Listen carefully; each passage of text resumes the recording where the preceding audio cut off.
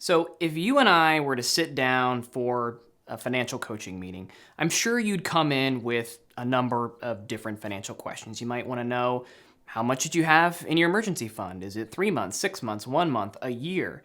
Uh, how should you pay off your debt? Highest interest rate first, lowest interest rate? Should you pay more on every one? Should you focus on one at a time? How much should you put away for retirement? 10% of your income, 15% of your income, as much as you can? Should you open up a Roth IRA? I mean, there are so many questions, and I'm sure you've got even more than that. And I can understand then why it's really easy to become overwhelmed and why you may be personally overwhelmed right now when it comes to your finances, because there's so many things to do. So the easiest thing sometimes is to just do nothing. And that may be kind of how you've been coasting along at this point. But you need to take that action, as we've already talked about before. And what can you do? What are the steps that you need to take? And if you're overwhelmed, I've got a series of steps that you can kind of look at and say, okay, here's the thing that I'm focusing on first. Let me do this first, then move on to something else. And if you're looking for those kinds of steps, we'll get into them right after this.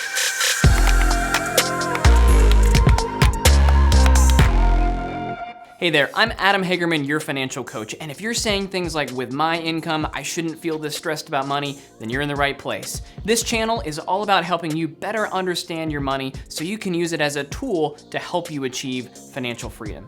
And in order to achieve financial freedom, you need to have a game plan, and that's what we're gonna talk about today. We're gonna talk about some steps that you can take to get you moving in the right direction toward financial freedom. Because in my experience as a financial coach, and this may be your experience too with all the questions that you might have when it comes to managing your money, a lot of times the most common question that I get asked is, where do I start? What's the first thing that I should do? Should I do this first? Should I do that first? Should I do a combination of everything? How should I get started? And from that question, I've created something called the 9 Steps to Financial Freedom. The 9 steps that I think you need to take in a specific order to get you to achieve financial freedom one day. And as I said, we're gonna go over those steps in detail today to give you a better idea of what you need to do right now. Each step in this 9-step process is certainly designed to be completed before you move on to another step, but definitely understand that there's gonna be some minor things that you still need to do before or while you're still working on some other steps in the process. So for example, step 6 is where we're gonna figure out your debt elimination plan and the best way to eliminate the debt that you have. And again, step 6, so there's steps 1 through 5 in that process. Now, even though we're not on step 6, it still means that you need to pay your debt. So, pay the minimum payments on your debt while you're going through steps 1 through 5. But step 6 is about figuring out the best plan. Right now, you may be paying extra on your debt, and you may be paying too much. There is such a thing right now of paying too much on your debt. If you're paying too much on your debt, maybe you're not saving for an emergency fund that you need to have. Maybe you are still accumulating debt somewhere else by paying extra on another debt over here. So it makes sense to figure all that stuff out in steps 1 through 5 first before figuring out how much extra you actually have left over on a monthly basis to pay on debt in step number 6. But remember, you still need to make the minimum payments on your debts. I don't want you to go late or behind on all of your debts. You still got to make those minimum payments in the process. And as I go through these steps today, just understand that I'm giving you a very brief overview of each one of these steps. It's going to be a broad topic, step 1, here's the broad topic, but there's a lot of other minor things in that step that you need to do, and those will be addressed over time through a series of videos, but you have to understand that is a broad topic, and then you're going to get into the meatier stuff as you go through some of these other videos on my channel here. And now that you understand those important side notes, let's get into the steps. Step 1 in the 9 Steps to Financial Freedom is about determining your financial goals.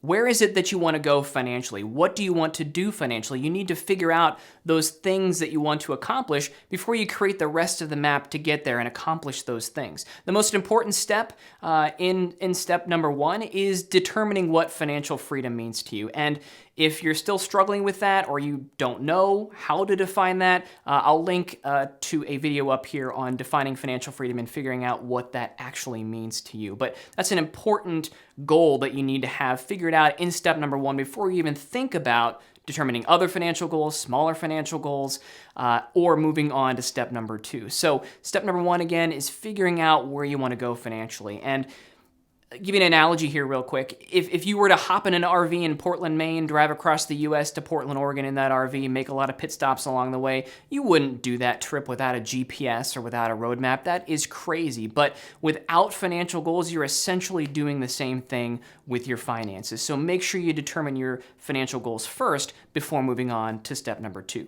And step number 2 is about getting a better understanding of your finances. So how much debt do you have? Who do you owe that to? What's the interest rate? What's the minimum payment?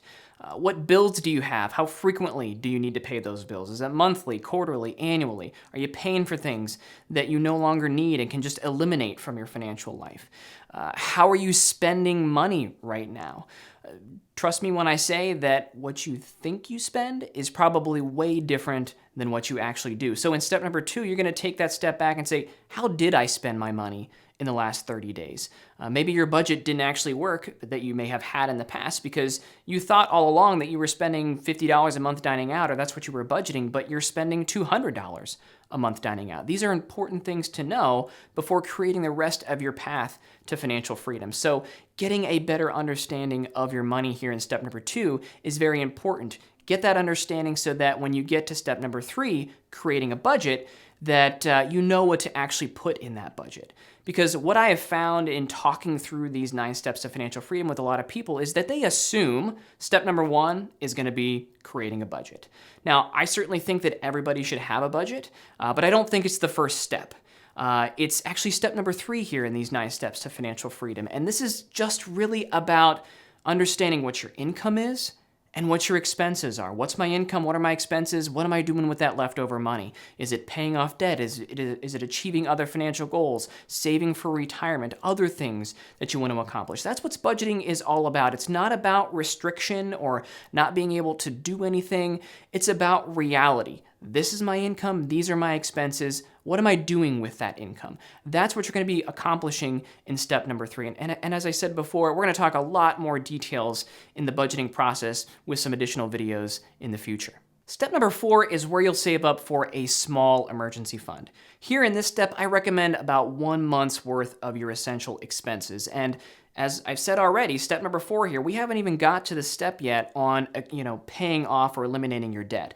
The goal here with step number 4 is to help you stop accumulating more debt in the future, because that's kind of the first step in debt elimination, is not accumulating more of it. So step number 4 is defined to kind of help you do that, because you will certainly have a true financial emergency, an unexpected expense at some point in the future. And that small emergency fund can be in place to help you pay for some of those things without accumulating more debt, without that frustration of accumulating more debt. So step number 4, 1 month's worth of your essential expenses saved up there. So once you have your goals in place, you understand your current financial position, you've created your budget, and you've built up your small emergency fund, it's time to move on to step number 5, and that's where you're going to take the free money. This is where I want you to contribute up to at least the match in your retirement plan at work if your work offers a match, and also if you are eligible to contribute to the plan.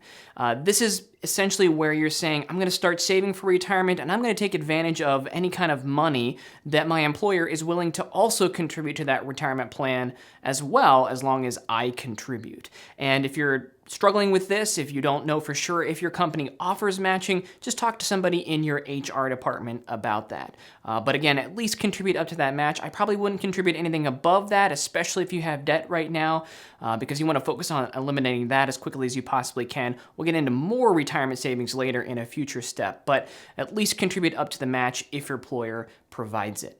Step number 6 is where you'll attack and eliminate your debt. Now, with a budget in place and a small emergency fund in place, you should now be prepared to stop accumulating more debt, because that may have been a big frustration point for you in the past where maybe you paid off debt only to accumulate more debt in the future. With a properly set up budget, as well as having a small emergency fund to really handle some of those truly unexpected expenses that might come up, you should be much more prepared now to eliminate your debt in a much more efficient manner. So again, that's why those other steps in the beginning there are so important in this process of getting to step number 6, to starting to eliminating your debt at this point.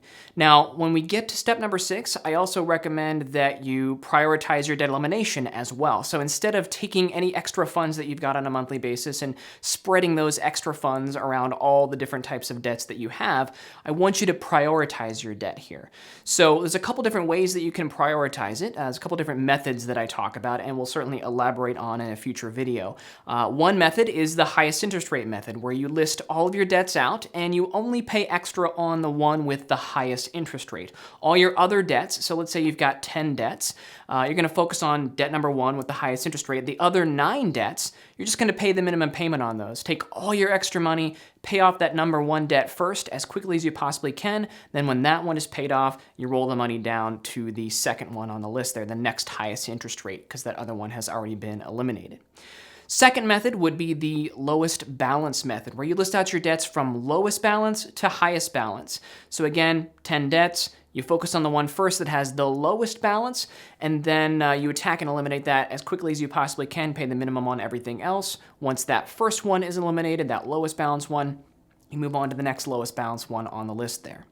Third method I talk about is the emotional method. So you may have some debts that are, that have certain emotions attached to them. So it might be where you owe family money and it's 0%, and grandma says that you don't have to pay her anything on a monthly basis, but you don't like the fact that you owe grandma money. What we're talking about here is prioritizing paying grandma first, even though it doesn't make sense mathematically. So a couple different methods. Again, I'll elaborate on those in a future video. But you have to remember that we're going to be prioritizing that debt elimination as well, so you can kind of fly through it as quickly as you possibly can. Once you're out of debt, you'll move on to step number 7. And this is where I want you to build up a larger emergency fund. So you'll already have your small emergency fund in place. Now we're going to be adding to that to build up a larger emergency fund. And my recommendation here in step number 7 is at least 3 months worth saved up of your essential expenses, monthly essential expenses. Anything above and beyond that then, beyond that 3 months, is going to be up to you to determine, because everybody is susceptible to different types of true unexpected financial emergencies. So you have to evaluate your life and your susceptibility to some of those truly unexpected expenses and determine what your larger emergency fund should be. But I would at least save up 3 months at this point. And in the next couple days, there's actually going to be another video on what a true financial emergency looks like, what you could expect something like that to be, and then figure out for you what you would need to save up for this large emergency fund here in step number 7. Step number 8 is all about saving for your retirement. When you get to step number 8, you're going to have to kind of, again, take a step back and think about what you need to save for retirement, because it depends. Most people look for me to give them a rule of thumb here: save 10%, save 15%.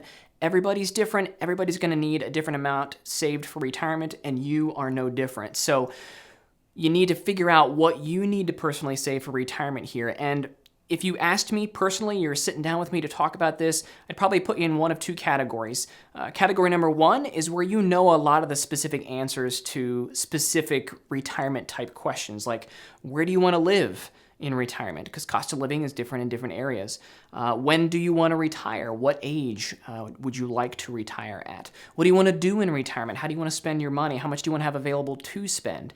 And who will you be enjoying retirement with? How many people are you going to be supporting with this money that you need for retirement? So if you know the answers to all 4 of those questions, you can go talk to a licensed financial advisor. They can plug in that information into some software that they have to help you determine what you personally need to save for retirement. And if you don't know the answer to all 4 of those questions, though, you're kind of in my category number 2. And this is where my recommendation here in step number 8 is going to be save as much money as you possibly can in the most tax efficient way, the lowest cost way possible, and the most diversified way possible. Those are 3 key things here when it comes to saving for retirement. But if you don't know the answer to a lot of those questions about your retirement, how you would define that, it's difficult for anybody to figure out what you need to save. So again, save as much as you possibly can. Certainly find a balance of saving for tomorrow while living for today, but you need to save as much as you possibly can in step number 8.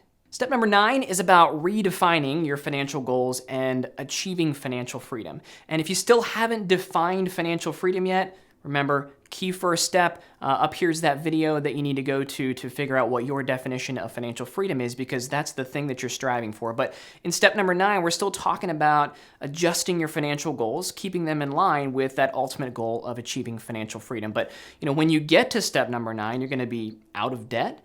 You're going to have a large emergency fund in place, saving a good amount of money for retirement, have a budget that works for you. So achieving financial freedom is going to be much more visible at that point. So it's important, again, to define what that actually means to you.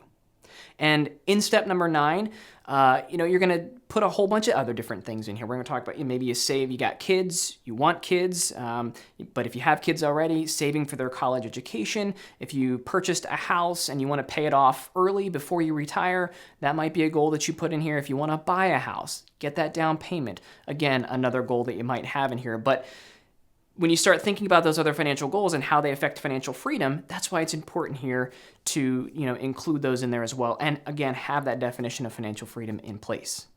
Now that you know the 9 steps to financial freedom, it's time to take action. Get diving into step number 1, determining your financial goals. If you want to know a little bit more about the importance of financial goal setting, why it's step number 1, make sure you check out this video right over here. And as I mentioned throughout the video, I'm going to be creating more and more videos elaborating on a lot of these topics here in these 9 steps to financial freedom. So if you're not a subscriber right now, make sure you click on this circle down here to subscribe to the channel, then click on the little bell somewhere over here to get notified as new videos come out.